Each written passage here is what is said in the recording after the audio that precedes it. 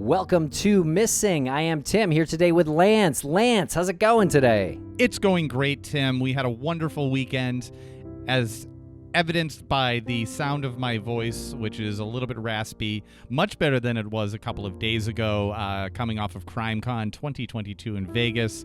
But feeling great. I hope everyone out there is feeling good. How are you, Tim? I am doing great as well, Lance. This was an absolute whirlwind of a weekend, and I really couldn't be more proud of how it went on these panels. And this is the second one that we are bringing to our audience this week. If you missed the Brandon Lawson panel, that aired on Crawlspace. We will run it on Missing as well as a bonus, but if you want to hear it now, it's available on Crawlspace right now. And the panel that you're about to hear was recorded right there on Podcast Row. There's a little background noise, but nothing overwhelming. We are on the Glassbox Media sponsored stage, and as you might know, they are our new partners. They had a booth there as well, so hopefully they got to get a good feel of what CrimeCon is, and hopefully they met a lot of people as they networked. But a big shout out to them for that stage right there on Podcast Row. I gotta say, I was a little anxious about it because it was in the middle of everything, but it worked out so well to get that energy from the crowd, not only in the chairs in front of us, plus the people that were going from all of the tables, all of the booths, like talking to the podcast creators, talking to everybody in there. There was a certain energy, and I think you might have used the word a kinetic energy or some kismet going on. There was just this feeling of a community there, and really outstanding work putting that all together. And the second you sit up there, the anxiety's gone. You feel like you're part of a family up there. That is true. I know. I get more calm sitting on the panel for some reason. My breathing deepens. I don't even really know why, but you're a pro. You're a pro. I guess so. Well, in this episode, Lance, on this panel, we had several guests. We had 3 private investigators from Private Investigations for the Missing, which is the nonprofit that we're on the board of. And it was founded by Bruce Maitland, whose daughter Brianna went missing in Montgomery, Vermont in March of 2004. And you can donate to Private Investigations for the Missing at investigationsforthemissing.org. And please follow their social pages as well, because this is a small and fairly new but growing nonprofit that is quite incredible, Lance. And this is really just one display of how incredible that is. This panel, where we spoke with 3 private investigators, and I want to introduce them. It is Vanessa Weyland, Andrew Weyland. They speak about the disappearance of Phoenix Coldon. That's the case they're working on for PIs for the Missing. We've had them on the show before, just only about a month ago, too. And Phoenix Coldon went missing from Spanish Lake, Missouri on December 18th, 2011. She's an African-American female between 5'3" and 5'6". She was around 125 pounds and is 33 years old today. She was 23 when she went missing, Lance. And also Greg Overacker joins us on the panel. Greg Overacker is a sometimes brash former bounty hunter, but current private investigator who has worked on Brianna Maitland's case for years, since the beginning. And he and Bruce are a big part, well, really the reason why PIs for the Missing is in existence at all. Just basically came from conversations between Bruce and Greg speaks a little bit about their friendship and connection here on this panel. And in addition to Brianna Maitland's case, Greg Overacker also investigates the disappearance of Erica Jane Franolich from Middleburg, New York on October 13th, 1986. And she was 26 years old at the time of her disappearance, 5'4" and 100 pounds. She's white and female. And we talk about all 3 of these cases during the panel. And it's incredible to see the 2 different types of approaches these private investigators have. So it's a really cool glimpse behind the curtain of Private Investigations for the Missing to see some of that inner working.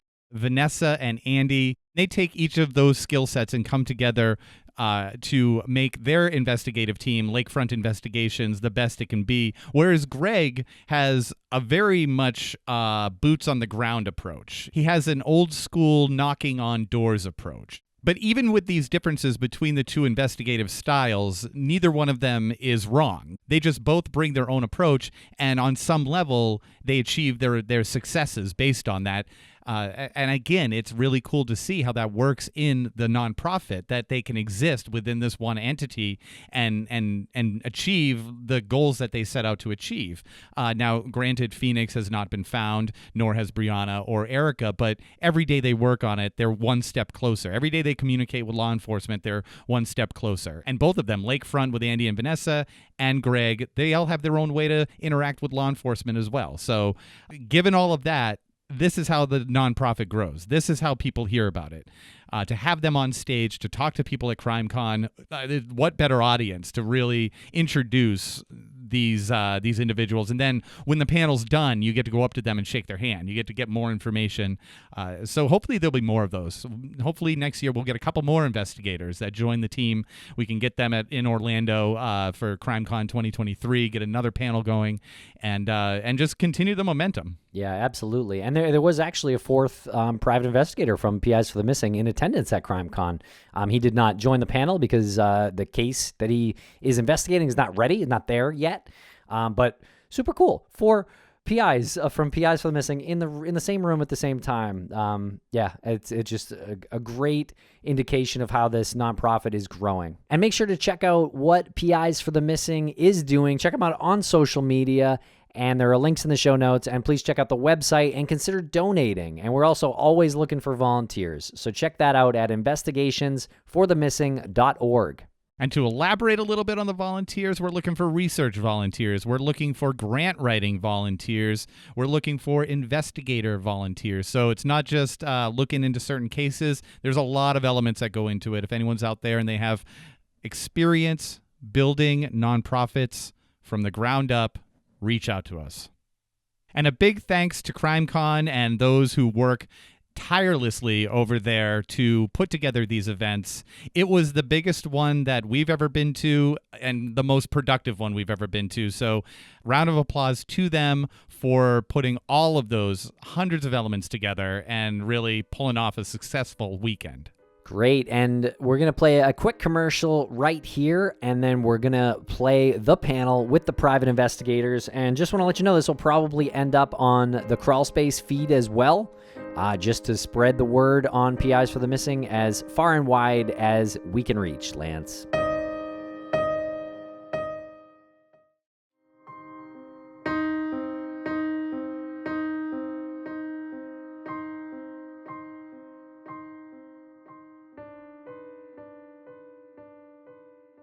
Hello, CrimeCon. How's it going? Yes. Like, look at you. Give yourselves a round of applause for coming here. Can you hear us okay? I feel like I'm screaming. We are Tim and Lance from the Missing Podcast, and we are affiliated with the nonprofit Private Investigations for the Missing, which was founded by missing person Brianna Maitland's father, Bruce Maitland.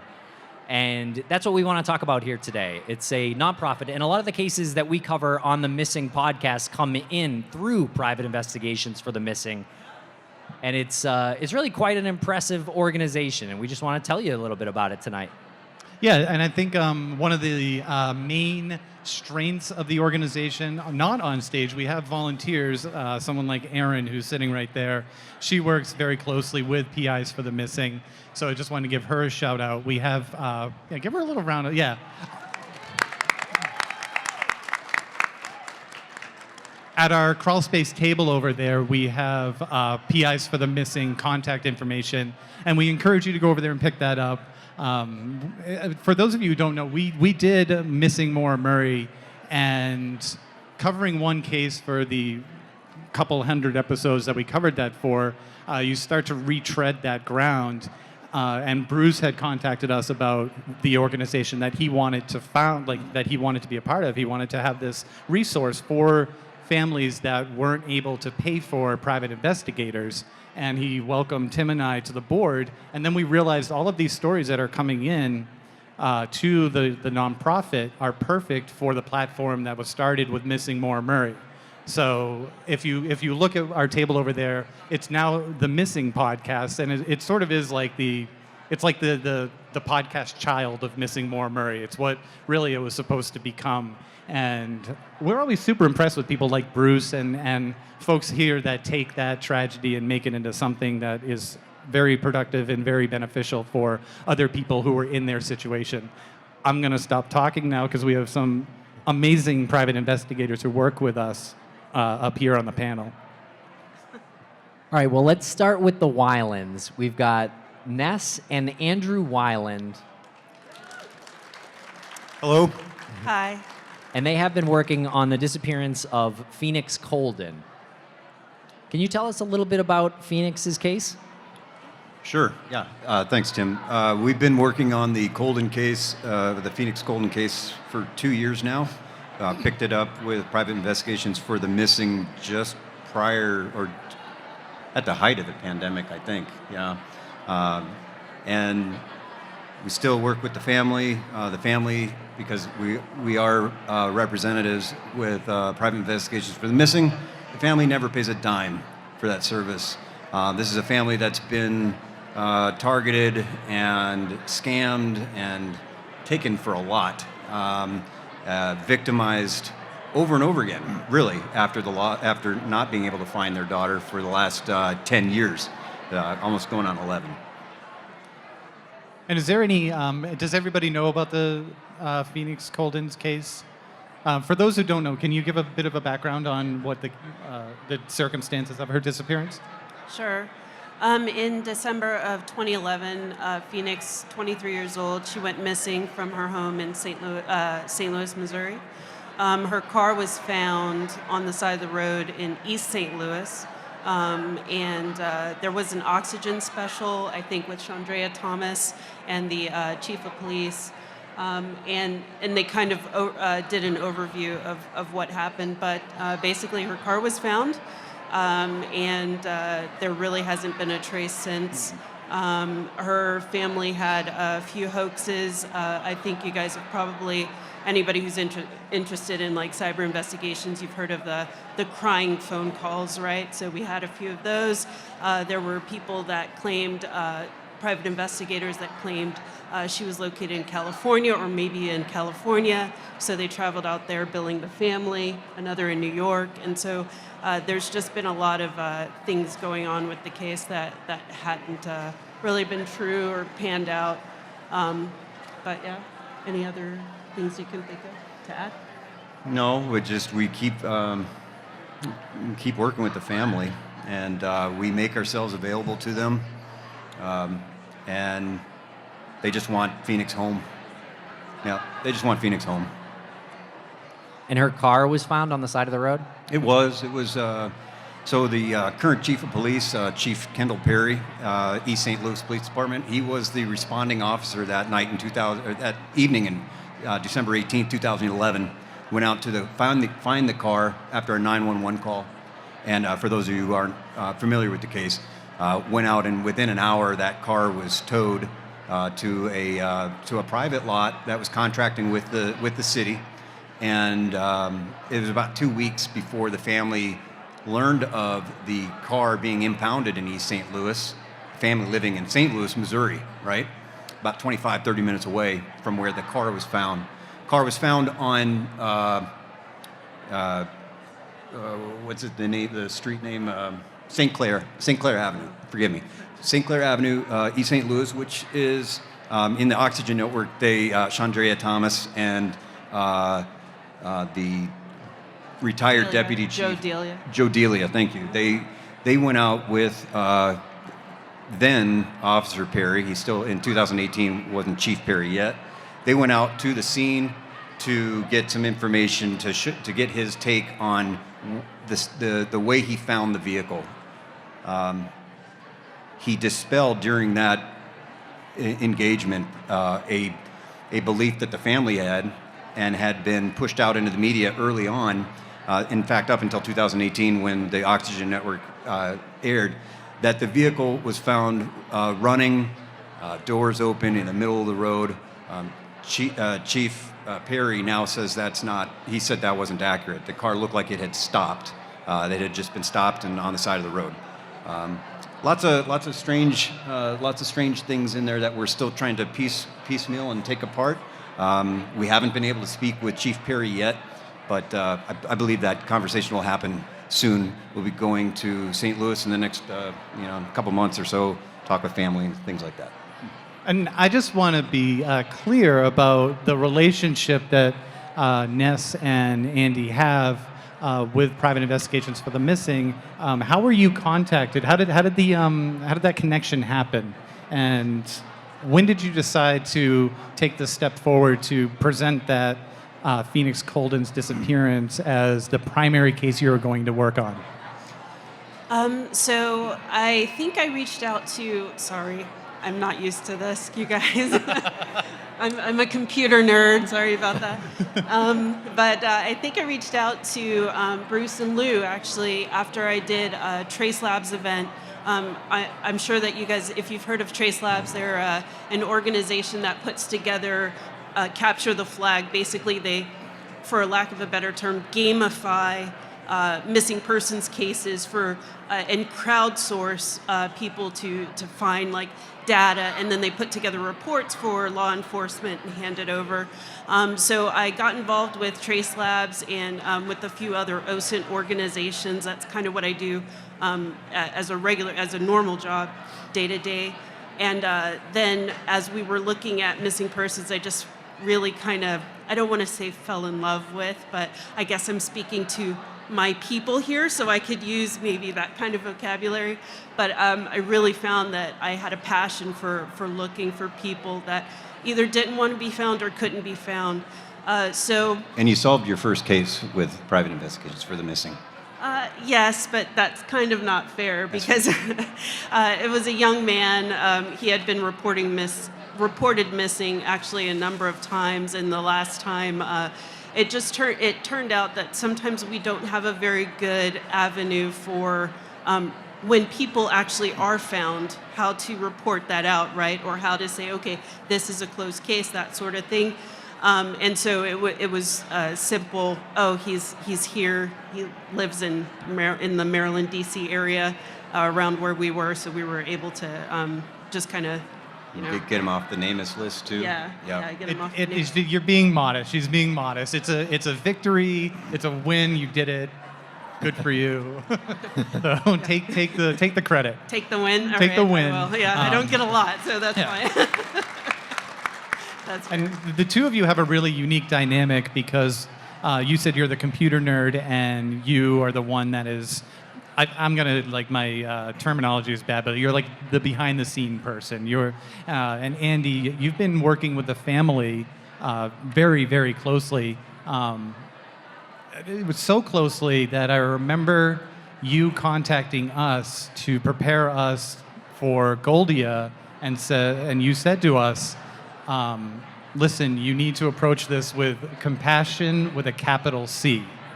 And it was an amazing piece of advice. Where do you get that? Why did you become the person in the dynamic here to, be the one? She made me better. Aren't they cute? Yeah. Aren't they so cute? I retired from the military in 2017. It's kind of in line with some of the work that I did when I was in the military. So this is carrying it for us. It's carrying it forward. To try to take something that y'all paid for and then bring it back to the homeland to bring our people home when we can. Whether or not we'll ever succeed, Mr. and Mrs. Coldin, they've got a lot of reasons to be not entirely optimistic 10 years later, but they are waiting for Phoenix to come home. I hear that, if not every other week, at least monthly, I'm hearing that, whether it's a text, an email, or a phone call, sometimes just out of the blue, because they just need somebody to reach out to, which, forgive me, but I think that's one of the most powerful things about Private Investigations for the Missing, is just that it gives the families someone they trust that they can go to, ask questions of, and not feel that they're going to get the runaround, not feel like they're going to get scammed. They have a question about something that they heard about in this area. Well, they know that I'm not going to turn around, we're not going to turn around and say, okay, well, in order to do that, you're going to need to give up some money or give up something. We don't do that, and I think that's just a very powerful. And we actually forgot, if we have time at the end and anyone has questions, feel free to raise your hand. We'll do any questions that we have time for, and then we'll just make sure we can hear you, and we'll repeat the question. So just wanted to get that out of the way. And I want to introduce Greg Overacker right here to my right. He is a former bounty hunter and a current private investigator who is working a couple of cases for PIs for the missing. And you've got a friendship with Bruce Maitland as well. Yeah, can you tell us a little bit about that? You know, when I started working for the Maitlands, Bruce didn't want anything to do with it. He was so hurt over the whole thing, and his wife Kelly was really aggressive about getting me on board and stuff like that. But it ended up changing where Kelly moved and didn't talk to me a whole lot. But Bruce and I became very close, and to this day we're really close friends. Yeah, it makes a whole different dynamic in that whole thing. And tell us about the journey in starting this nonprofit. So that was something I brought up to Bruce. I said, people can afford this. I mean, who can afford to pay $200 an hour plus expenses and hotel rooms, gas, all this other stuff, court paperwork? Nobody can. So when Brianna's reward money timed out, he took that money, hired an attorney, he started the program. We had been talking about it for years, and this is huge to families that don't know where to turn. And like you said, people take advantage of these people. They come in, it's hugely predatory. Who does that? Goes to a family that has a missing child and then charges them a bunch of money and just walks away, or close to that. So we provide investigators that come to the family, don't charge them a penny, do the work for them, present them. If it comes to a point where they're going to leave, they're not going to do any more work, they present them with everything that they've done so that they can pass it on to somebody else, pass the baton to another investigator. That's huge. So they have something all together, all the media, all the interviews, everything. And they can go to the next investigator maybe and just, here, this is what we have. In our case, so much time has gone by that if you lose that, you can't recapture that stuff. And the police only tell us what they want to tell us, and that's huge. This is our information. I mean, we give everything to the police, but they don't give us everything. So we can't, the police aren't going to go to them and say, hey, here's the Bible.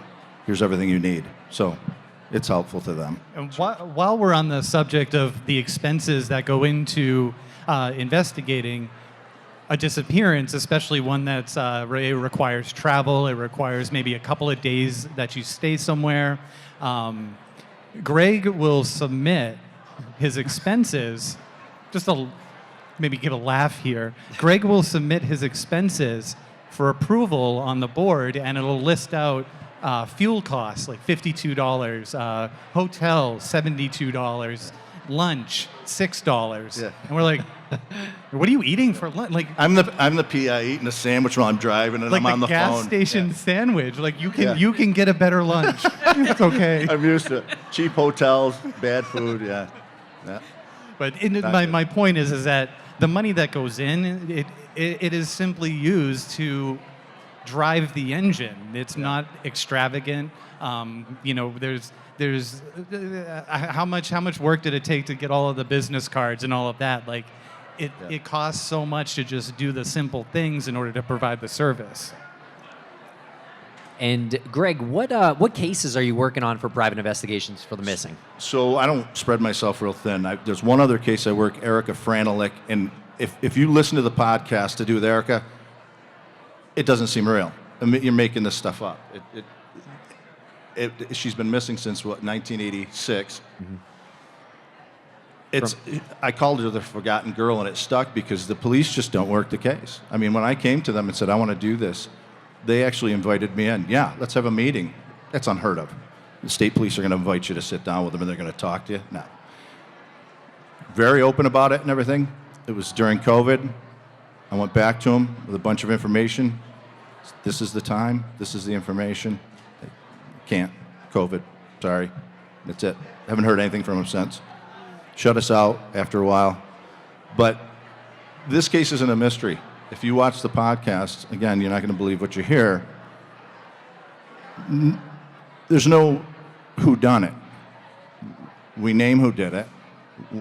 We know he's responsible. He doesn't deny it. It's amazing. And again, it's hard to even put it into words. Yeah, can you tell us a little bit about the circumstances of Erica's disappearance? So this gets a little involved. Erica's in a really troubled relationship with her husband, 26 years old. She's from Michigan. She ended up in New York State at his family's home, like a farm. They call it a homestead.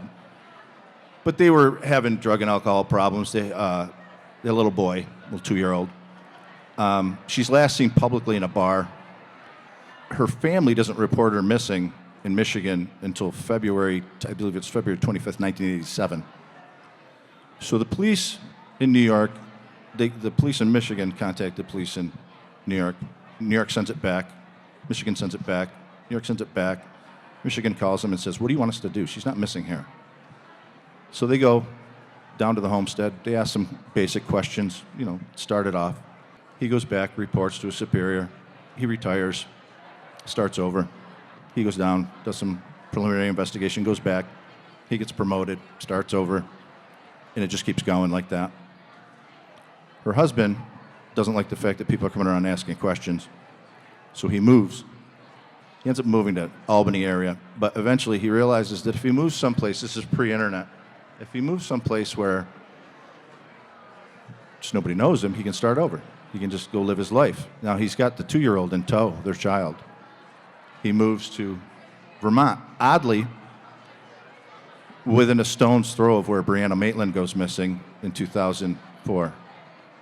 So, and Brianna is Bruce Maitland's daughter.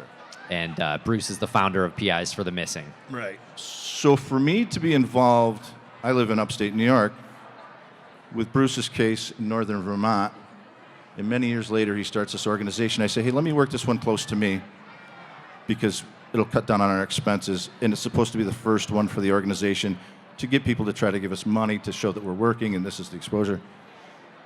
And it takes us right back up to Brianna, literally right to where her crash site was. Brianna's best friend dated the little boy that grew up, the little 2-year-old that the father took up there in tow. Erica's daughter, or son? Erica's son. So the husband moves up there, and it's just forgotten about. Eventually, the family makes a stink, and they send one trooper goes after it really hard for 10 years, 9 years, and then he retires, and then it stops again. But he went up there, and he really badgered him. He really went after him.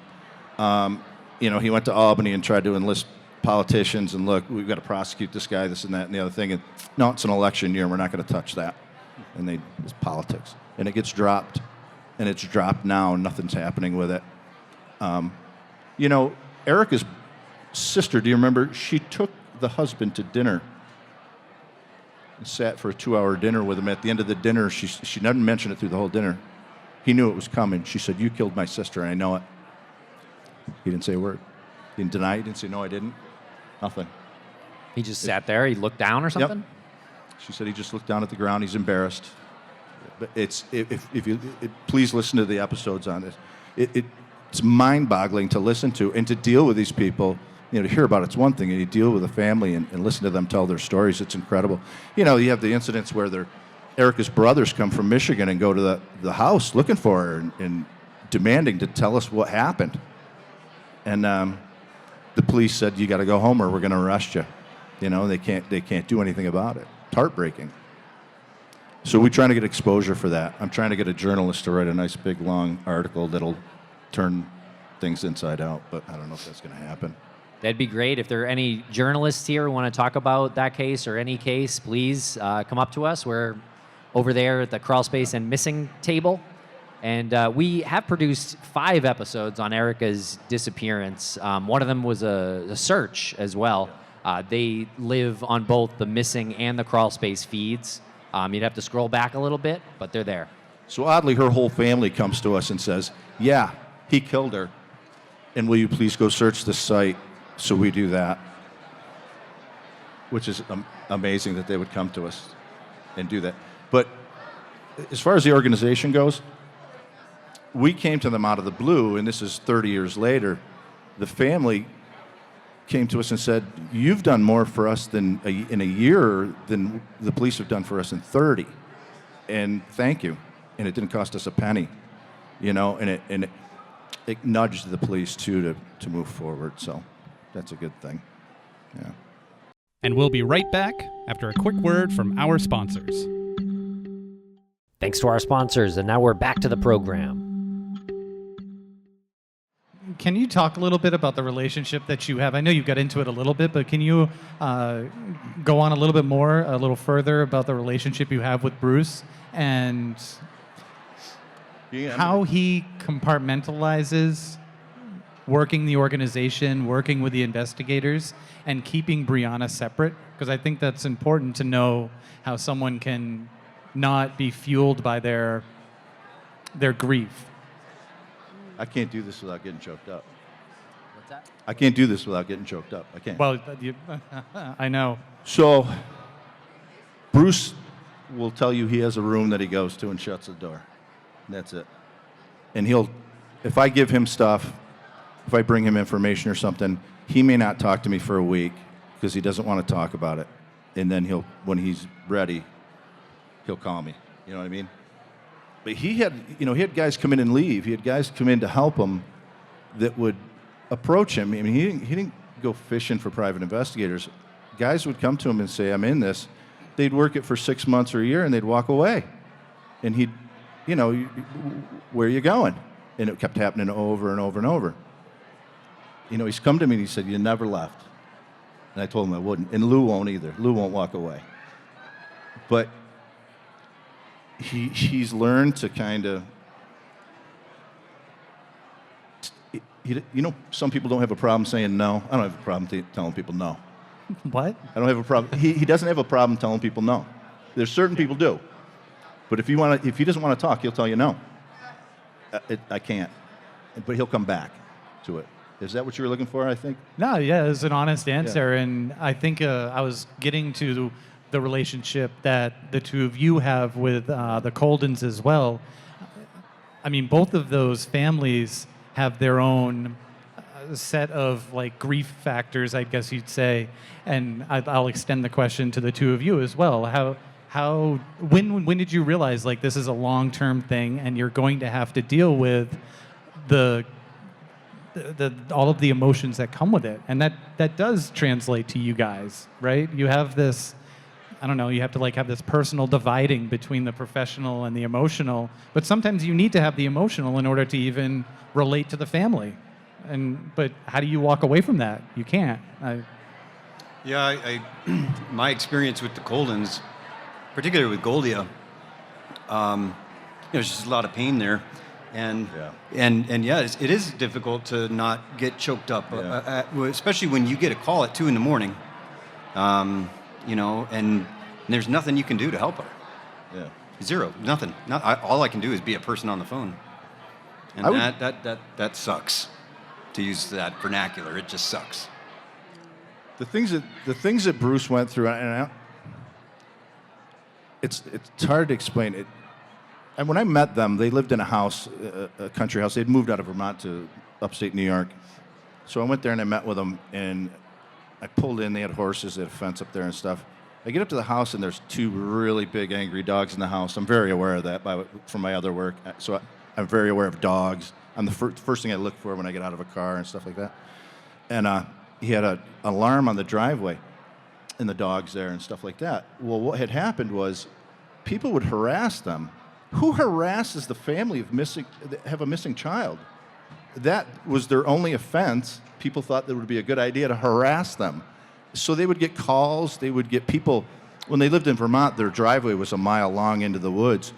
People would come flying down they had 2 homes there, turn around, do a burner, and drive away. Well, that leads to Bruce and his son getting in a car and chasing them. And words are exchanged, and guns are pulled, and it's Vermont. There's, it's kind of, law enforcement is you most of the time. So when he's telling me these stories, I'm thinking, how do you go through that all the time? And that's part of the reason they moved. But they were protecting themselves. their son got letters in his mailbox saying, I'll kill your wife like I killed your sister, kind of thing. And that was when we put out a couple of newspaper articles. Hank Albarelli, a journalist, wrote a couple of articles that were really good, really intense. And so that's when threats would come in and stuff like that. And Greg, I got to jump in too. Like the Coldins, were living in St. Louis when Phoenix went missing. They no longer live in Missouri. And the police, their first, I understand it, but their first instinct is to question the family's decision to move. Yep. But you just outlined all the reasons why the Coldins moved. I mean, to this day, the people say, "Well, the Maitlands moved. Why would they do that? Your daughter's missing." It's not going to change. They moved right outside. They actually moved right outside of the news coverage from the Vermont news, so that they could still return and stuff. But they didn't want to hear it on the nightly news all the time and all that and stuff. Yeah, and the Coldins were very transparent with the authorities because they wanted to keep the authorities involved. They wanted them to continue to talk with them, to provide them information. But so they'd let them know where they were living. There's no secret. There was no secret. It was just get away from the noise. And There's so many bizarre things. So in these cases, the least likely person to be involved is a parent, by far. And they went after Bruce like you wouldn't believe. I mean, he got to the point where he was pissed. And then that makes him think he had something to do with it even more. There was a lot of things that were questionable that the police did. And, I think that's because most people in their law enforcement career will never come across this kind of a case. They're not trained on it. They're trained on the things that they're probably going to have to deal with and they're probably going to come into contact with. So when Brianna went missing and they went in to talk to the police, they initially said, well, she probably went to Boston. A lot of the kids here go to Boston and stuff like that. And this is a very specific thing he'll discuss. He said, my daughter's car was crashed into a building. Her paychecks are on the seat. Her migraine medicine's there. Her contacts are there. And she went to Boston. How did she get there? She doesn't have her car. And it was just stupid things like that drove them insane. I mean, it would have been a lot healthier for them if they didn't have to go certain things like that, And how does private investigations for the missing interact with law enforcement in these cases? We got Lou Berry, a 35-year law enforcement professional, as retired police chief, and he really gets us in the door in a major way. I have a bad habit of rubbing the police the wrong way. He doesn't. But the Vermont State Police, in that particular case, initially it was really a fight. But now they've got really good people in there. They help us out. They do a great job. They keep us informed. I mean, it doesn't matter if they keep me informed. They keep Bruce informed. So they tell Bruce, he's going to tell me. But so it works well like that, and lose the foot in the door, Right. Lou, being a former police chief, he can make a phone call and get that call returned oftentimes. Yeah. Whereas it's really hard for me and Lance to do that. Yeah. Speak for yourself. I can pick up the phone and I can get the DA on any time of the day. No, it is amazing to work with somebody like Lou Berry because if Lou Berry speaks and he says like this is something you should do, you already know that he's totally vetted it, and it's at the point where you don't even have to question whether the accuracy or whether you're going to be saying the wrong thing. Or I mean, it's come through so many channels at that point. He's like the word at the end, and although if you do make a mistake, he's also that word right there that's like you need to fix this like ASAP if we're going to maintain this relationship with law enforcement. But I didn't even think about this question until you were talking about law enforcement and how, you're talking about the whole process. This person retires, this person gets promoted, it falls back. Bureaucracy. Yeah, just classic bureaucracy. But do you think that the importance of a private investigator is also to be that outside person who's not like so woven into the fabric of a community where they worry about things like that, where they worry about maybe I don't know, talking to the wrong person who might have some influence, and you have an investigator who comes in totally outside of that, and they can give a different, perspective, a different point of view, maybe talk to some people who aren't comfortable talking to law enforcement. It works that way sometimes. Sorry. It works that way sometimes. I mean, it's that thing of having enough moxie to know who you're talking to if you're going to piss somebody off, or if you should talk to them, or if you should ask for their help, right? Or who you should get on board and who you shouldn't. Yeah. Mm-hmm. Yeah. And I haven't been exactly compassionate with a big C when it comes to Chief Perry. In this case, I've got a lot of feelings about the way that little investigation initially was handled. So, yeah, managing those relationships with law enforcement, I've pissed off some cops too. I'm super pro-police. I don't want to sound like I'm not, but I'll give you an example. Is Jason Watts still here? He left. Jason leave? So Jason Watts did a search for Brandon Lawson, and he called me one night and he said, let's talk about this. What do you think? I said, he could only go so far. I mean, he's got to be in this area, right? Does it make sense? He's on foot. So he went to a property owner and he said, can I search your property? And the guy said, if the police say it's okay, you can. I mean, these big pieces of land. So he goes back to the police and he said, hey, if you say it's okay, I can search it. They wouldn't say it was okay. They wouldn't give him the permission. Why wouldn't you do that? Yeah. Jason found him because he wouldn't stop looking. And he knew, buddy, he's got to be there. So, he's got to be somewhere there. And he found him. And then when Lou calls the police and says, hey, he found him, then they're not happy. There shouldn't be that way. There shouldn't be a fight there. And that's why I just kind of have a problem with it. I'll let Lou handle that. We can get into that more tomorrow. We're going to be talking with Jason Watts and LaDessa.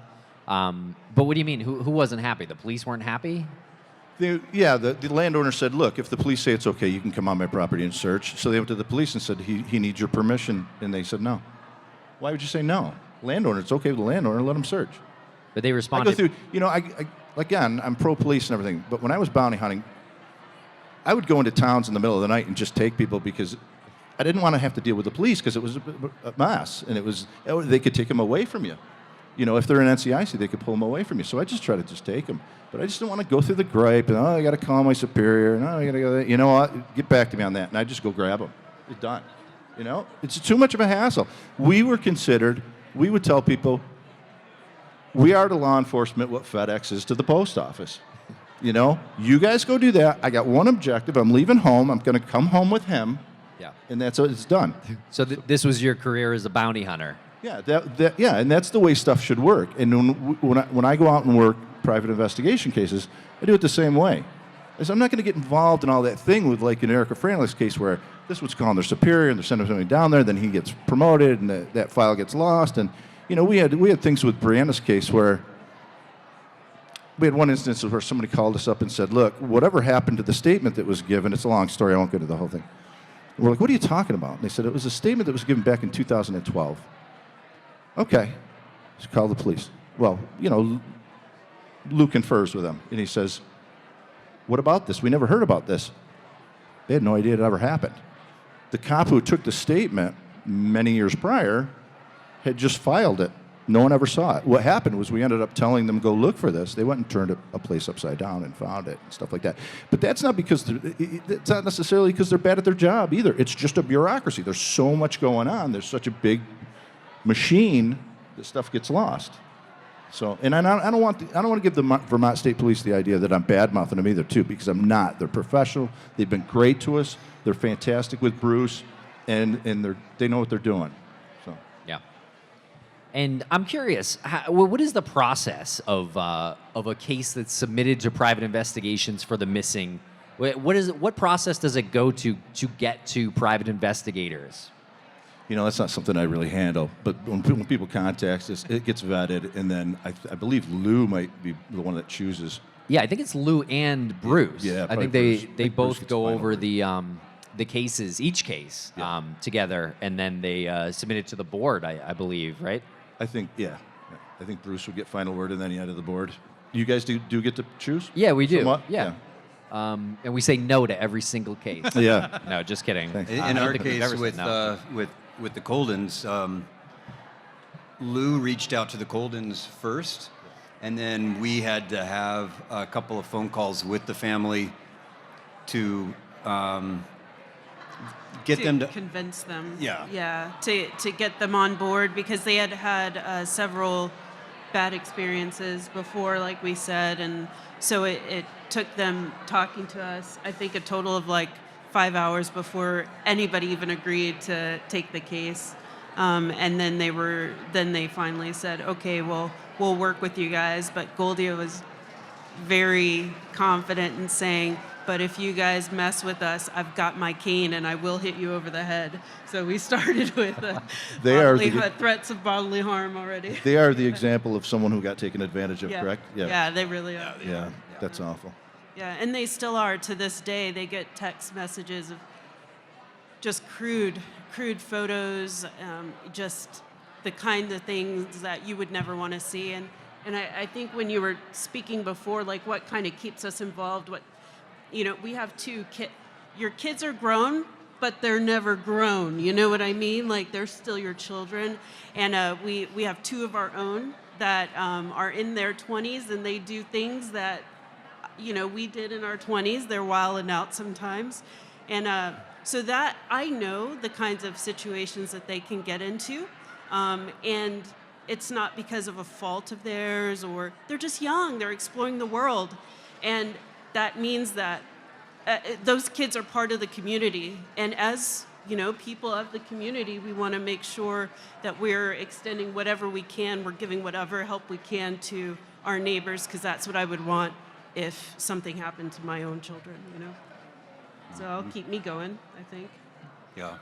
And Ness, can you talk a little bit about specifically what you do when you're investigating? I think it's Dr. Ness. We were supposed to call her Doctor. That is not true. I am not a doctor in any way, shape, or form. So I, with my background, I'm intelligence. I don't have a law enforcement background except for in management with some of the federal agencies, but I really use the technical skills that I have, much like I'm sure many of you do, right? We're armchair detectives, and I look for people in places, whether or not it's on PAI or something like that, just public information, or dark web. My current obsession is tracking cryptocurrency, so you want to talk finances, come hit me, slide in my DMs. So that's really what I do mostly, just kind of take the experience that I've had writing reports, analysis, putting those things together from open source intelligence, and applying those same tools to missing persons. I mean, exploring the world of the dark web, it must be a frightening and exhilarating endeavor. And when you're looking into the disappearance of Phoenix Coldon, where do you start when you're looking into, I don't even know how to do it. When you Google dark web, how do you even start that? So honestly, for me, I start with reaching out to people who do this on a professional level almost, right? Because I think that I'm one of those jack of all trades, so my knowledge is spread kind of thin, and then I look for people that are siloed and they have really deep experience in certain things. So for something like this, for Phoenix, because she disappeared at a time where people were starting to get into MySpace and things like that, but social media still hadn't taken over the way that it has now. We have to look for other ways, old platforms where maybe her usernames were used, other places where maybe her email was used or mentioned or something like that. And then we have to kind of follow that track, that, trace other people talking about her. A lot of sitting on YouTube, watching old videos of people who really want to become rap producers and things like that. Looking and seeing what was going on in St. Louis and East St. Louis at that time. So those are the kinds of things that we do. Yeah. And Greg, your approach, I feel like, is very different from that. Not that you don't do your online research, but you're always in the car. You're always driving. You're always knocking on doors. When I got involved with Brianna Maitland's case, there was so many people they had pointed fingers at that we kind of had to deal with them one at a time. We still do. But that was a huge thing. I mean, people were convinced this is the person, this is why. So you would have to take that and eliminate it. And that's really what we've done over the years, is just keep eliminating people. And it's not that we, I don't know how familiar you all are with Brianna's case, and I can't explain the whole story, but, her car's found, it's always the car found abandoned by the side of the road type of situation. Now, obviously, and I was talking to Julie Murray. Maura Murray's car obviously was crashed and abandoned by the side of the road, and so was Brianna's. They were 90 miles apart, so they were thought to perhaps be related. Well, that's not true. You can't put your car in your pocket and take it with you. The car's going to be left behind. Whatever happens. But in our case, we had to go and remove things. The police came and towed the crime scene away. Again, they came upon the car. It's crashed into a building. There's paychecks on the seat. And it was stuck. It was hung up on the foundation of this building, right? And it towed the car away. Didn't run the registration to see that it was, who it was registered to or anything. And then the officer went on to a long weekend, and so he didn't file his paperwork until he came back 3 days later or something, 4 days later. So that just kind of knocked us out of that. But so we didn't have the police didn't have a lot of evidence to work with, physical evidence to work with. So we would take each rumor or whatever scenario we heard, and we'd have to knock each one out, and we still do that to this day. Didn't have a choice. And there's a lot of rumors in that case. Yeah. It's a sparsely populated country area, but that's all we have to work with. A lot of what we have to work with. Yeah. It's upsetting. Well, we have about 5 or so minutes to go. Does anyone have any questions? Oh, look at that. Perfect Wait, time. what did it say? Okay, gotcha. 5 minutes, yeah. Does anyone have any questions for Greg, Andrew, or Ness? Yes, we got one over there. Oh, wait, you're getting a mic. Oh, perfect. My name is Chris. I'm from Houston. Anybody from Houston here? I wanted to ask the private investigators, let's say you come across a piece of evidence that's crucial to the case. How is the chain of evidence handled? If that makes sense. Great question. Yeah, if I can get the police there, I get them there immediately. I don't take control of it if I don't have to. If I have to, I have to. Can anyone imagine how Greg would take control of evidence?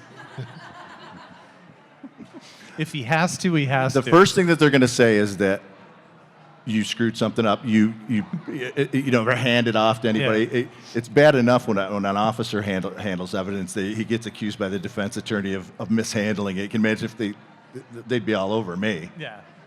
That's why police don't want to deal with private investigators. They'll take all your information. It's a one-way street usually. They'll take all your information. They're not going to give you anything. But if something ends up at trial, and that defense attorney finds out, he's like, oh, there's a private investigator involved? Really?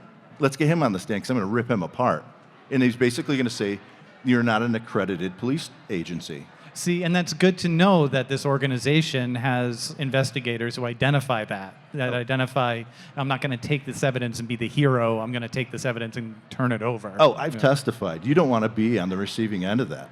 You don't want. I don't want to be at the receiving end of anything coming from you. You don't want people ripping you apart while you're on the stand. So. Nope. We got another question down front. Dr. This one's going to be a Scott. smart one. No.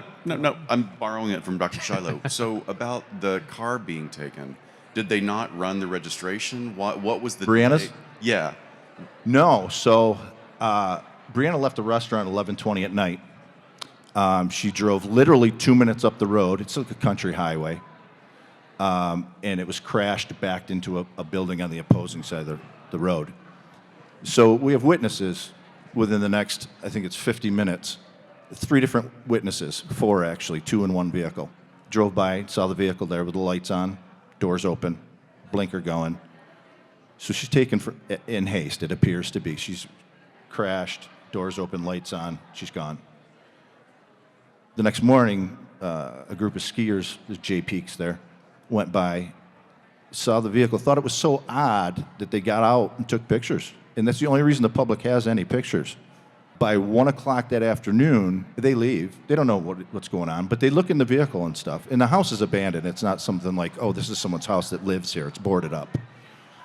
1 in the afternoon, a police officer comes by. They get a call. There's a car crashed into the house. He picks up some change and a broken necklace off the ground, throws it in the car, sees the paychecks. It's from the inn down the road, has it towed, goes to the inn. It's closed, finishes his shift, and goes on his 3-day weekend. So the crime scene's been towed away.